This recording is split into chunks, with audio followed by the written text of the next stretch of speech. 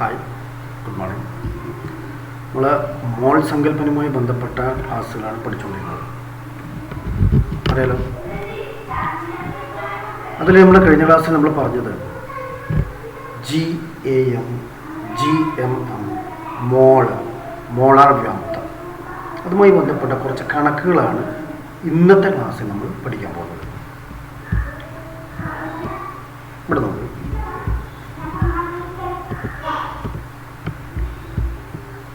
മൂലകം, അറ്റോമിക മാസ് ഗ്രാമിൽ, തന്നിരിക്കുന്ന mass atom കൂടെ എണ്ണം. ഇപ്പോൾ ഹൈഡ്രജൻ അറ്റോമിക മാസ് 1 നമുക്ക് എല്ലാവർക്കും അറിയാം അല്ലേ. ഹൈഡ്രജൻ അറ്റോമിക മാസ് 1. അറ്റോമിക മാസ് ഗ്രാമിൽ പ്രസ്താവിക്കുമ്പോൾ 1 ഗ്രാം. ഇവിടെ തന്നിരിക്കുന്ന മാസ് 1 ഗ്രാമാണ്. അങ്ങനെയാണെങ്കിൽ ആറ്റങ്ങളുടെ എണ്ണം എത്രയായിരിക്കും? നമ്മൾ കഴിഞ്ഞ ക്ലാസ്സിൽ പഠിച്ചിട്ടുണ്ട്. അറ്റോമിക മാസിന് തുല്യമായ ഗ്രാമാണ് നമ്മൾ മൂലമെടുക്കുന്നതെങ്കിൽ അതിലെ ആറ്റങ്ങളുടെ എണ്ണം 6.022 × 10⁻23 ആയിരിക്കും. അവഗാഡ്രോ സംഖ്യക്ക് തുല്യമാണ്. എന്താണ് അവഗാഡ്രോ സംഖ്യ എന്ന് പറയുന്നത്?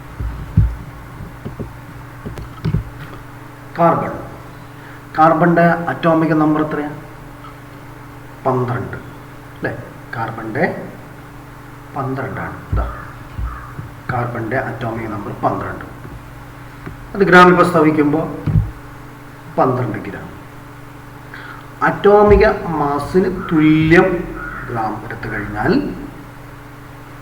അതിൽ ആറ്റങ്ങളുടെ എണ്ണം എത്രയായിരിക്കും? 6.022 × 10⁻23. നിങ്ങൾ ഇത് പട്ടിക മുഴുവൻ നോക്കിക്കോളൂ. നൈട്രജൻ 14, അറ്റോമിക മാസ് 14 ഗ്രാം, ആറ്റങ്ങളുടെ എണ്ണം 6.022 × 10⁻23. നമ്മൾ എടുത്തിരിക്കുന്ന മാസ് 14. അറ്റോമിക മാസിന് തുല്യം ഗ്രാം എടുത്താൽ അതിലെ ആറ്റങ്ങളുടെ എണ്ണം 6.022 × 10⁻23. ആ സംഖ്യക്ക് ഒരു പേര് നമ്മൾ പറഞ്ഞു, കഴിഞ്ഞ ക്ലാസ്സിൽ പറഞ്ഞു. എന്താണ്? അവഗാഡ്രോ സംഖ്യ. സോഡിയത്തിൻ്റെ അറ്റോമിക മാസ് എത്ര? 23. അറിയാം. ഇതെവിടെ എടുത്തിരിക്കുന്നത്? 23 ഗ്രാം. 6.022 × 10⁻23 ആയിരിക്കും. ഓക്കെ, മനസ്സിലായിട്ടുണ്ടല്ലോ അല്ലേ? അപ്പോൾ ഇതിന് മനസ്സിലായ സംഗതി എന്താണ്? അറ്റോമിക മാസിന് തുല്യം ഗ്രാം പദാർത്ഥമെടുത്താൽ, മൂലകമെടുത്താൽ അതിലെ ആറ്റങ്ങളുടെ എണ്ണം 6.022 × 10⁻23 സംഖ്യക്ക് തുല്യമായിരിക്കും. നോക്കൂ, ഇപ്പോൾ മഗ്നീഷ്യം, ഓക്സിജൻ 16 എടുത്തത് 16 ഗ്രാം. ആറ്റങ്ങളുടെ എണ്ണം അവഗാഡ്രോ സംഖ്യക്ക് തുല്യമാണ്. Sodium, magnesium, aluminium, chlorine, calcium, ഇതൊക്കെ നമ്മൾ നോക്കൂ അല്ലേ. അലൂമിനിയം 27 അറ്റോമിക മാസ് എടുത്തിരിക്കുന്നത് 27 ഗ്രാമാണ്. ആറ്റങ്ങളുടെ എണ്ണം എത്രയാണ്?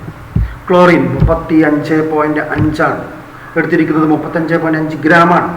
അപ്പോൾ അതിലുള്ള ആറ്റങ്ങളുടെ എണ്ണം എത്രയാണ്? ഓക്കെ, ഇനി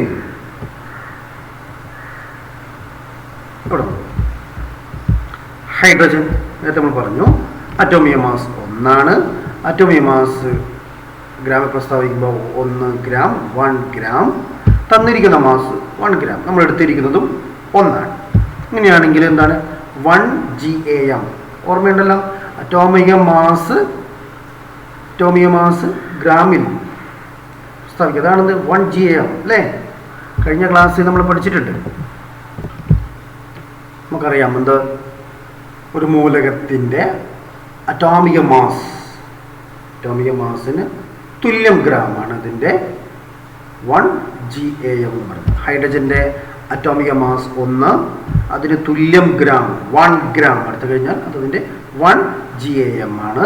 അതിലെ ആറ്റങ്ങളുടെ എണ്ണം നേരത്തെ പറഞ്ഞു നമ്മൾ എന്ത്? 6.022 × 10⁻23. ഇവിടെ നോക്കി, ഹൈഡ്രജൻ അറ്റോമിക മാസ് 1 അറ്റോമിക മാസ് ഗ്രാമിൽ പ്രസ്താവിക്കുന്നു 1 ഗ്രാം. എടുത്തിരിക്കുന്നത് നമ്മൾ 2 ഗ്രാമാണ്.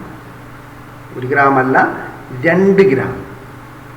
അപ്പോൾ അത് 1 GAM ആണോ? അല്ല, 2 GAM. കാരണം എന്താണ്? ഹൈഡ്രജൻ്റെ അറ്റോമിക മാസ് 1 ആണ്. അപ്പോൾ 1 ഗ്രാമാണ് എടുക്കുന്നെങ്കിൽ അത് 1 GAM ആയിരിക്കുമായിരുന്നു. പക്ഷെ ഇവിടെ എടുത്തത് നമ്മൾ 2 ആണ്, 2 ഗ്രാമാണ് എടുത്തത്. അപ്പോൾ 2 GAM. അതിലെ ആറ്റങ്ങളുടെ എണ്ണം എത്രയാ? 2 × 6.022 × 10⁻23. ഓക്കെ, നോക്കൂ. കാർബൺ അറ്റോമിക മാസ് എത്ര? 12. നമ്മൾ ഗ്രാമിൽ പ്രസ്താവിക്കുന്നു 12 ഗ്രാം. എടുത്തിരിക്കുന്നതിൽ 24 ഗ്രാമാണ്. 24 ഗ്രാമാണ്. അറ്റോമിക മാസ് എത്ര? 12. നമ്മൾ എടുത്തിരിക്കുന്നത് 24 ഗ്രാമാണ്. അപ്പോൾ 1 GAM അല്ല. അങ്ങനെ കിട്ടും അല്ലേ? നേരത്തെ നമ്മൾ പറഞ്ഞതുപോലെ 24ന് 12 ഹരിച്ചാൽ എത്ര കിട്ടുക? 2. അപ്പോൾ 2 GAM. 2 GAM. ആറ്റങ്ങളുടെ എണ്ണമോ? 2 × 6.022 × 10⁻23. മനസ്സിലായ? നൈട്രജൻ അറ്റോമിക മാസ് 14 ആണ്. എടുത്തിരിക്കുന്നത് 14 ഗ്രാമാണ്. എടുത്തിരിക്കുന്നത് 42 ഗ്രാമാണ്. അപ്പോൾ അത് എത്ര GAM ആയിരിക്കും? എത്രയായിരിക്കും? അപ്പം 42 ഹരിക്കണം 14 എത്ര കിട്ടുക? 3 അല്ലേ? ഇപ്പം 3 GAM. 3 ഗ്രാം അറ്റോമിയം, 3 GAM. ആറ്റങ്ങളുടെ എണ്ണമോ? 3 × 6.022 × 10⁻23. നോക്കൂ, ഇതാ 10⁻23. മനസ്സിലായി? ഓക്സിജൻ നോക്കൂ. അറ്റോമിക മാസ് 16. നമ്മൾ ഗ്രാമിൽ പറയുമ്പോൾ 16 ഗ്രാം. നമ്മൾ എടുത്തിരിക്കുന്നതും 16 ഗ്രാമാണ്. തുല്യമാണ് അല്ലേ? അറ്റോമിക മാസ് 16, എടുത്തിരിക്കുന്നതും 16 ഗ്രാമാണ്. അപ്പോൾ GAM എത്ര? 1 അല്ലേ? 1 GAM. ആറ്റങ്ങളുടെ എണ്ണമോ?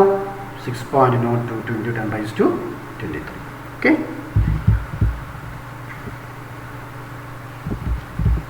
വേറെ നോക്കൂ. ഓക്സിജൻ തന്നെ 16. നമ്മൾ എടുത്തിരിക്കുന്നത് 80 ആണ്. 80. അപ്പോൾ GAM എത്ര? അറ്റോമിക മാസ് എത്ര? 80 ഹരിക്കണം അല്ലേ? 80 ഹരിക്കണം 16 എത്ര കിട്ടും? 5. അതാണ് ഇവിടെ കൊടുത്തിരിക്കുന്നത്. 5 GAM. ആറ്റങ്ങളുടെ എണ്ണം 5 ഗുണിക്കണം 6.022 × 10⁻23. അപ്പോൾ നിങ്ങൾ ഈ പട്ടിക നോക്കുക, നിങ്ങൾക്ക് വേഗത്തിൽ ഇത് മനസ്സിലാവും. ഓക്കെ,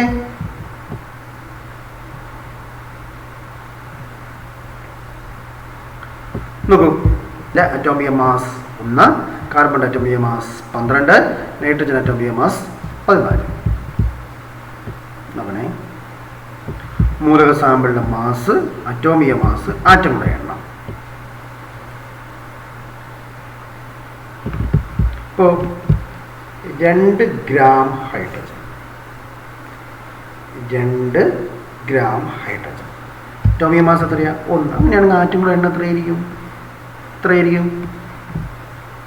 അറ്റോമിക മാസ് 1 ആണ് അല്ലേ?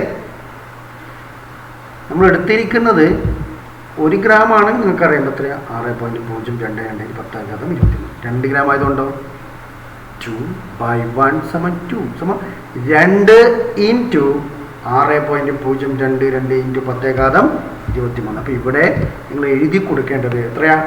2 ഗുണിക്കണം 6.022 × 10⁻23. ഓക്കെ, അടുത്തത് കിടക്ക് നോക്കൂ. 24 ഗ്രാം കാർബൺ. അറ്റോമിക മാസ് എത്രയാണ്? 12 ആണ്. അറ്റോമിക മാസ് 12. നമ്മൾ എടുത്തിരിക്കുന്നത് 24 ഗ്രാമാണ്. 24. അപ്പോൾ കേട്ടോ, 24 ഹരിക്കണം 12 സമയം എത്ര 2. അപ്പോൾ 2 ഗുണിക്കണം 6.022 ഇൻറ്റു 10⁻23 ആണിത് ആറ്റങ്ങളുടെ എണ്ണം. 28 ഗ്രാം നൈട്രജൻ നിങ്ങൾക്ക് സ്വന്തം ചെയ്യാം അല്ലേ. 14 ഇവിടെ അറ്റോമിക മാസ് തന്നിട്ടുണ്ട്. 60 ഗ്രാം കാർബൺ 12 അറ്റോമിക മാസ് തന്നിട്ടുണ്ട് 12. എളുപ്പമാണ് അല്ലേ. 60നെ 12 ഹരിക്കുക കിട്ടും 5 കിട്ടും അല്ലേ. അപ്പോൾ 5 ഇൻറ്റു 6.022 ഇൻറ്റു 10⁻23.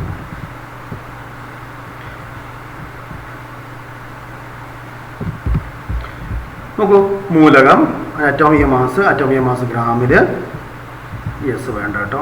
തന്നിരിക്കുന്ന മാസ് GM എണ്ണം ആറ്റങ്ങളുടെ എണ്ണം. ഇപ്പോൾ ഹൈഡ്രജൻ 1 അറ്റോമിക മാസ് നമുക്കറിയാം 1 ഗ്രാം. തന്നിരിക്കുന്ന മാസ് 4 ഗ്രാമാണ്. ഇപ്പോൾ GAM എത്രയായിരിക്കും 4 ആയിരിക്കും അല്ലേ.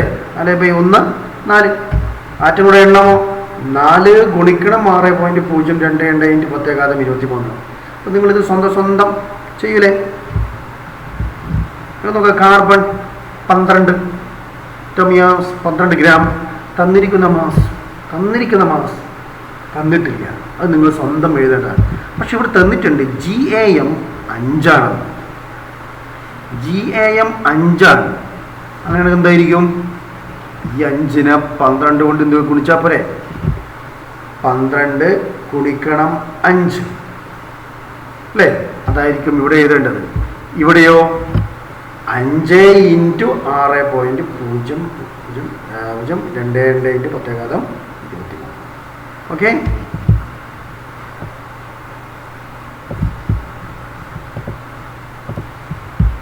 നൈട്രജൻ 14 ഗ്രാം 42 ഗ്രാം എടുത്തിരിക്കുന്നു.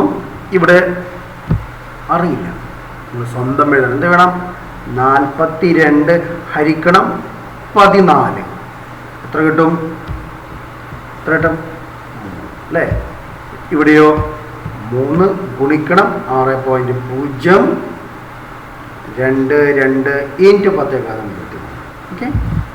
ഇവിടെ നോക്കുക ഓക്സിജൻ 16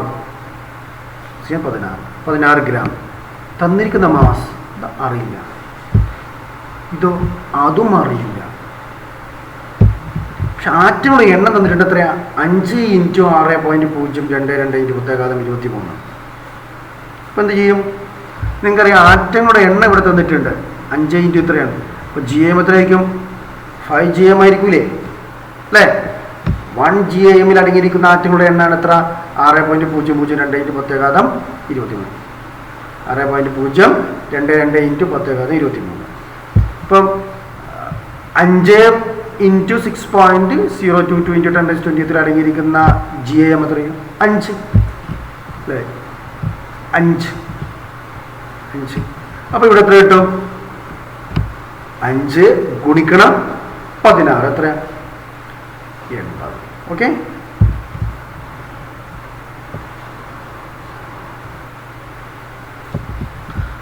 കഴിഞ്ഞ ക്ലാസ്സിൽ നമ്മൾ പഠിച്ചു എന്ത് 1 മോൾ ആറ്റങ്ങൾ സമം 6.022 ഇൻറ്റു 10⁻23 ആറ്റങ്ങൾ. അതാണ് 1 GAM എന്ന് പറയുന്നത്.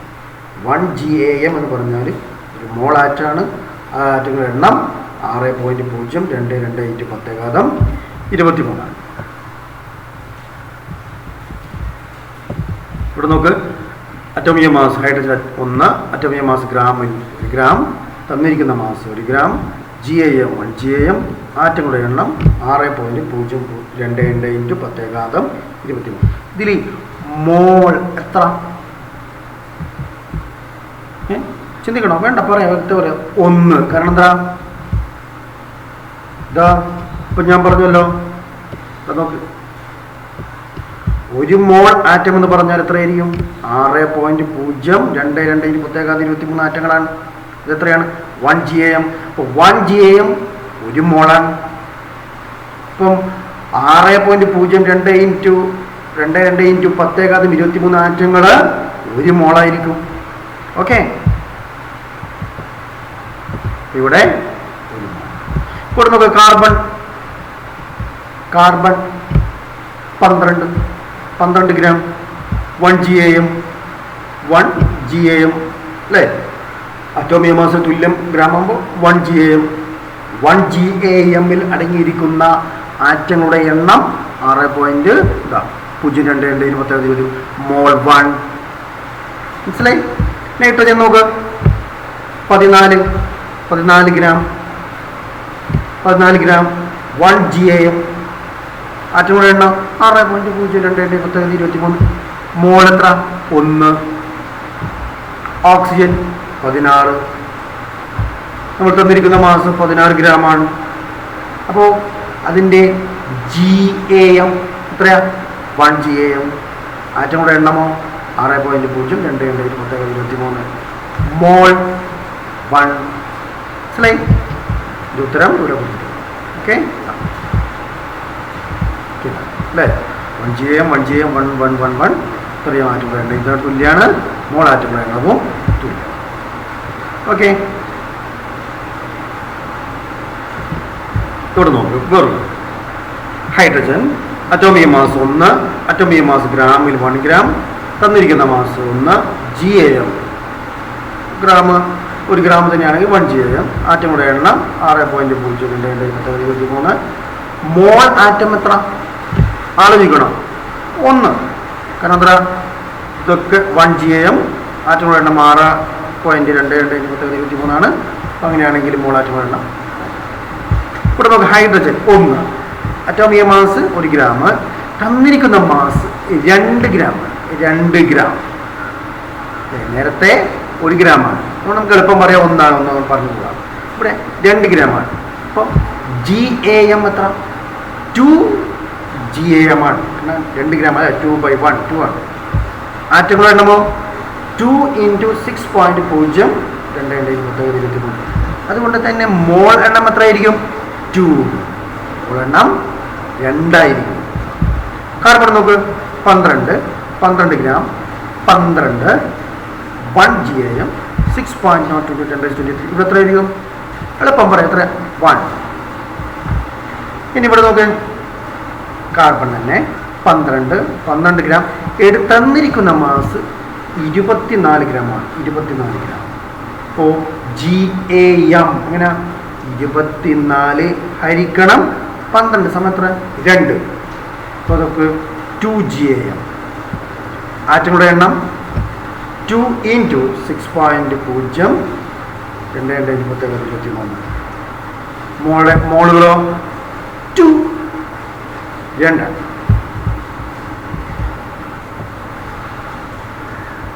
ഇപ്പോൾ ഇവിടെ കുറേ മൂലകങ്ങളുടെ ഞാനിവിടെ ചെയ്തു വെച്ചിട്ടുണ്ട്. ഇവിടെ നോക്കി നൈട്രജൻ 14 ഗ്രാം 42. അപ്പോൾ 42 ഹരിക്കണം 14 സമം 3 GAM. അപ്പോൾ ഇവിടെ എത്ര വരും? 3 ഗുണിക്കണം 6.022 മോൾ എത്ര? 3. ഓക്കെ. ഓക്സിജൻ 16 ഗ്രാം 80 ആണ് എടുത്തത്. നേരത്തെ നമ്മൾ പറഞ്ഞു അല്ലേ? ഇപ്പോൾ 80/16 സമയത്ത് 5 GAM 5 × 6.022 ഇവിടെ 5. ഓക്കെ, അതുപോലെ നിങ്ങളിതെല്ലാം നോക്കി മനസ്സിലാക്കുക.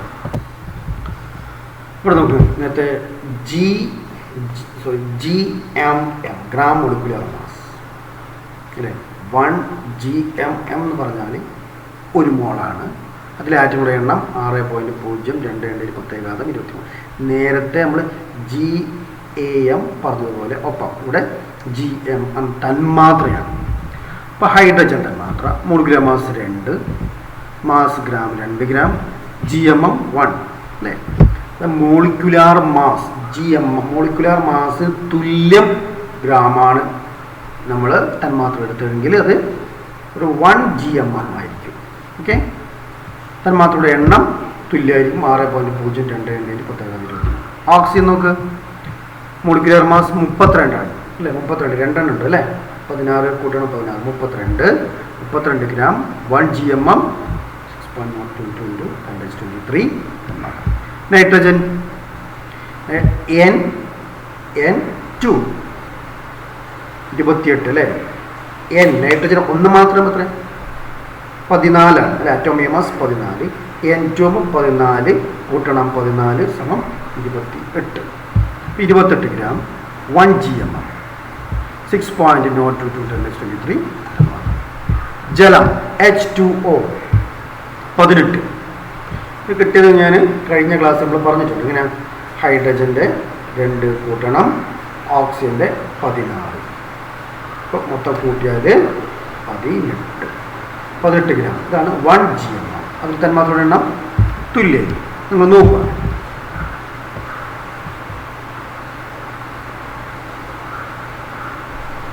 ഇവിടെ നോക്ക്, നൈട്രജൻ N2 എന്ന നൈട്രജൻ തന്മാത്ര എടുത്തിട്ടുണ്ട് അല്ലേ. ഇതിൽ 1 GMM നൈട്രജൻ ഉണ്ടാകും. 1 GMM അല്ലേ നൈട്രജൻ തന്മാത്രയുടെ എണ്ണം 6.022 10⁻23. അത് 1 മോൾ നൈട്രജൻ ആയിരിക്കും. 1 മോൾ നൈട്രജൻ തന്മാത്രയായിരിക്കും 1 മോൾ. ഇനി ഇത് നമ്മുടെ ആറ്റമായി പറയുകയാണെങ്കിലോ, N2-ൽ 2 നൈട്രജൻ്റെ ആറ്റങ്ങളുണ്ട് അല്ലേ. നൈട്രജൻ്റെ 2 ഉണ്ട് അല്ലേ. N കൂടി ചേർന്നാണ് N2. അപ്പോൾ നോക്കിയപ്പോൾ 2 GAM നൈട്രജൻ ആറ്റങ്ങൾ. Atom 2 GAM.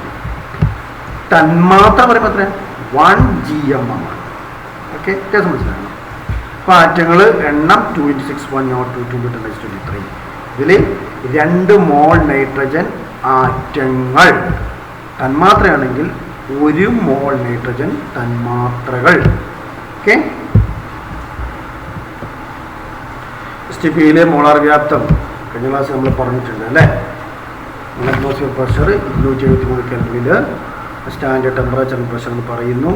ഇത് സ്ഥിതി ചെയ്ത് ഏതൊരു വാതകത്തിൻ്റെയും വ്യാപ്തം 22.4 ലിറ്റർ ആയിരിക്കും 1 മോൾ. പിന്നെ STPയിലെ മോളാർ വ്യാപ്തം എന്ന് പറഞ്ഞു.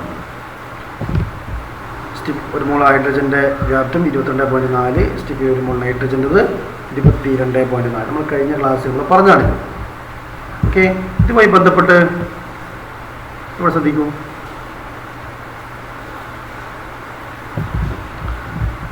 എടുത്തിരിക്കുന്ന പദാർത്ഥം 2 gram hydrogen, 2 GMM gram molecular mass. അപ്പോൾ 2 ഗ്രാം അല്ലേ, ഗ്രാമിൽ പ്രസ്താവിക്കുകയാണെങ്കിൽ 2 ഗ്രാം. STPയിലെ മോളാർ വ്യാപ്തം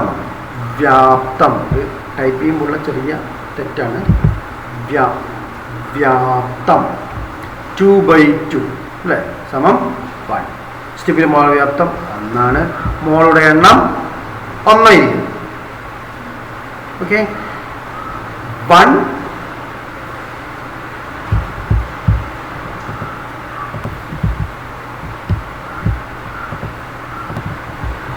2/2 സമം 1. 1 × 22.4 litre 22.4 litre.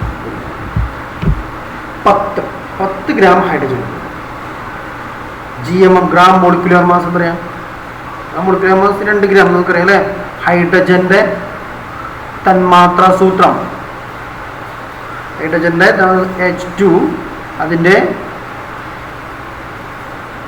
Gram molecular mass എത്രയാണ്? Molecular mass 2. ഇപ്പോൾ ഗ്രാം പ്രസ്താവിക്കുമ്പോൾ ഗ്രാം മോളിക്കുലർ മാസ് 2 ഗ്രാം. ഇപ്പോൾ STPയിൽ മോളാർ വ്യാപ്തം എങ്ങനെ കിട്ടാം? 2 ഗ്രാം ആണെങ്കിൽ 2 ഗ്രാം ഹൈഡ്രജൻ ആണെങ്കിൽ 22.4 ലിറ്റർ. ഇത് കൊടുത്ത് 10 ഗ്രാം ഉണ്ട്. 10 ഗ്രാം ഹൈഡ്രജൻ. അപ്പോൾ എന്ത് ചെയ്യും? 10/2 സമം 5. 5 × 22.4 ലിറ്റർ. Okay, 5 mole. നമുക്ക് 64 ഗ്രാം ഓക്സിജൻ. ഓക്സിജൻ്റെ ഗ്രാം മോളിക്കുലർ മാസ് 32 ഗ്രാം. 64 ഹരിക്കുക 32 കൊണ്ട് 2 കിട്ടും. 2 × 22.4 ലിറ്റർ വ്യാപ്തം ഉണ്ടാകും. മോളെണ്ണോ 2. ഓക്കെ,